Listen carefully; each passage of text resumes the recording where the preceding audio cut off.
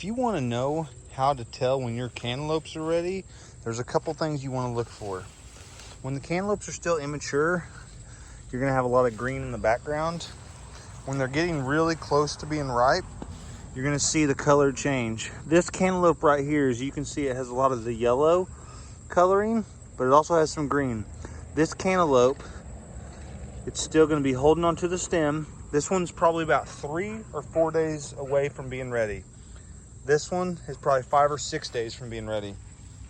But when they're still solid green like that, they're probably a week and a half away from being ready.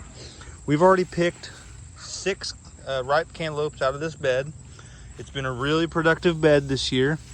And whenever the coloring is full, when it's fully reached its coloring like you'd see in the grocery store, it'll release from the stem. You'll simply pick it up, pull it, and it'll release on its own. And that's when you know the cantaloupe has reached its full ripeness. Now, if you accidentally miss one and you leave it out there too long, what'll happen is it'll actually start to ferment and it'll go sour. So if you end up picking a cantaloupe and you go to cut into it and it's got a kind of a wang to it, you've just let it sit on there a couple days too long.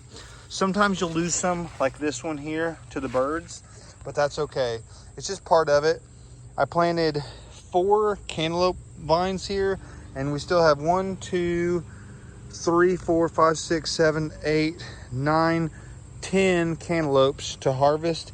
And we've harvested 6, so that's 16, and we've lost 5 to the birds. So the 4 plants had produced 21 cantaloupes, and I'm hoping if we even eat 10 or 12 of those, it's definitely going to be a success. So that's how you tell if your cantaloupes are ready.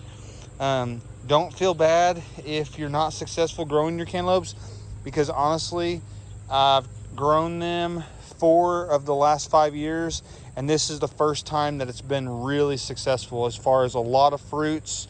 And I know it's weedy right now, but early on, I did a really good job at controlling the weeds. I've just let it get out of hand the last month or so, but early on, keeping the weed pressure down is definitely key to success in growing cantaloupe melons, mush melons, or rock melons, whatever you want to call them. So I hope that these tips help you out, and I'm getting ready to make a video on how to tell when your watermelons are ripe. So if you're wanting to grow watermelons, check that out as well. Have a great day. From my garden to yours.